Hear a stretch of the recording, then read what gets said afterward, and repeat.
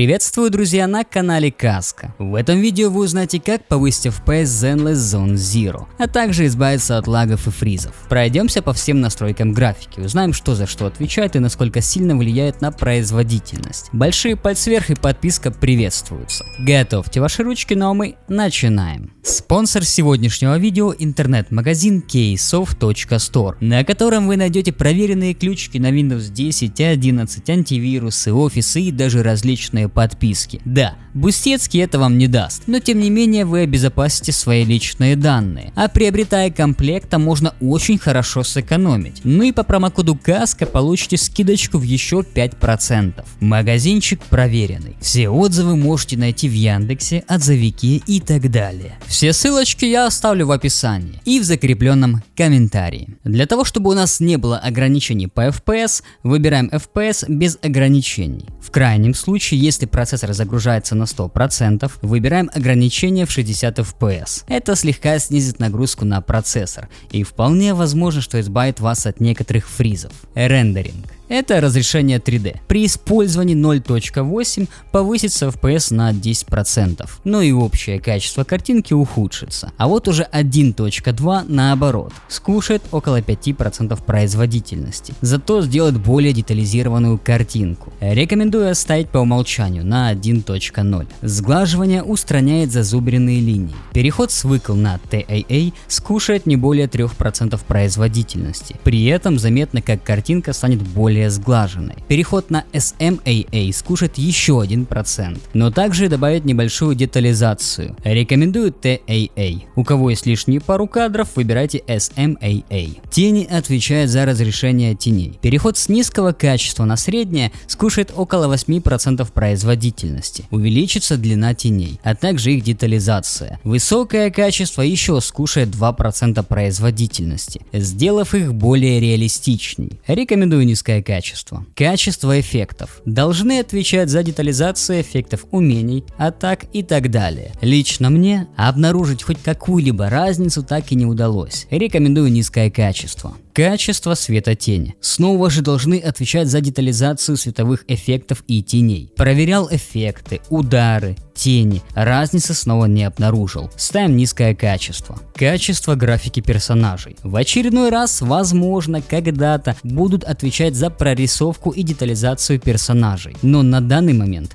изменений никаких не обнаружил. Как по визуалу, так и по FPS. Ставьте низкое качество. Качество локаций. Отвечает за окружающий мир. Изменения несерьезные. Да и по FPS в принципе тоже никак не влияют. Рекомендую высокое качество. Зеркальные отражения. Отвечает за качество отражений. Найти зеркало в игре мне не удалось, а отражения не везде отражают изображение. Как бы это ни звучало странно. Как пример, с витриной магазина. При этом FPS скушает. Но вот уже от глянцевой поверхности можно заметить разницу. Разница между выкл, низкая и средняя никакой. Как визуально, так и по FPS. Высокое качество включит отражение и скушает примерно 5% производительности. Рекомендую выключить. Объемный туман создает трехмерный туманный дым. Переход с выкл на низкое и среднее скушает одинаково по 2% производительности. Высокое качество еще плюс 2%. Рекомендую выключить. Но если нужен туман, ставьте не более чем низкое качество. Рассеивание света. Добавляет объемные лучи, создавая реалистичное освещение. Звучит красиво, но обнаружить ничего подобного не получилось. На ваше усмотрение. Деформация. Добавляет возможность разрушения и изменения объектов. Рекомендую включить. Сила цветового фильтра никак не влияет на FPS. Тут сугубо на ваше усмотрение. Разрешение экрана. Для быстрого буста FPS и пиксельной картинки можете понизить. Оптимизированные настройки графики на вашем экране.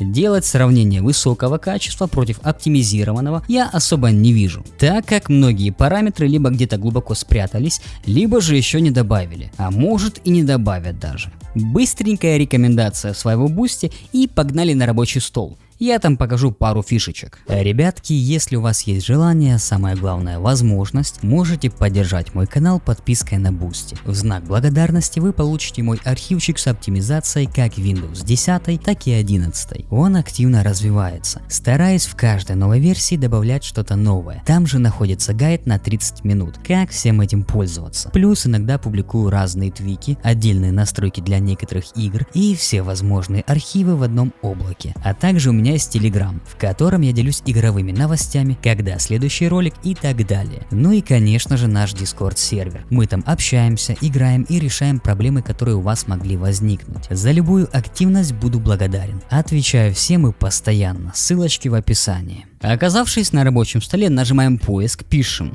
настройки, графики, нажимаем обзор, и нам нужно перейти в папку с игрой. В моем случае это Play, Games, ZZZ, и здесь у нас есть приложение. Нажимаем добавить. Далее параметры и ставим галочку на высокая производительность, сохранить. Переходим на параметры графики, и если вам доступно аппаратное ускорение, тогда можете его включить. Тут все строго индивидуально. Кому-то это уменьшает время задержки и увеличивает производительность, а некоторым наоборот, доставляет больше проблем. Если у вас уже была включена, попробуйте отключить. В настройках видеокарты Nvidia переходим на программные настройки, ищем в списке ZZZ, если здесь, допустим, ее нет, нажимаем добавить и ищем уже здесь. Если, допустим, тоже ее здесь нет, нажимаем обзор и снова же переходим в папку с игрой и приложение Zenless Zone Zero открыть. Анизотропная фильтрация. Я обычно оставляю управление от приложения. Вертикальный синхроимпульс. Если в игре вы не используете вертикальную синхронизацию, тогда можете отключать. GP Rendering OpenGL. Выбираем нашу видеокарту. Vulkan OpenGL. Использовать цепочку буферов DXGI. Частота обновления вашего экрана. Высшая, доступная. Режим низкой задержки. Выключаем. Режим управления электропитанием. Выбираем режим максимальной производительности. Совместимость с OpenGL. Приоритет совместимости. И в самом низу фильтрация текстур качества. Выбираем высокая производительность. И нажимаем применить. Базовые настройки мы с вами сделали. Если необходимо повысить еще больше кадров, в Дискорде и в Телеге у меня есть архивчик, называется Байкаска. Загружаем, и там у нас есть все необходимое. Для AMD, для Nvidia, MSI мод для приоритета вашей видеокарты, различные очистки, а также, конечно же, твики реестра, с помощью которых сможем отключить Xbox Game Bar, задать приоритет и так далее. Самое главное, сделайте бэкапчик. После всех этих настроек залетаем в игру и наслаждаемся, если не высоким FPS, то по крайней мере стабильной и плавной картинкой. Как говорится, до скорых встреч!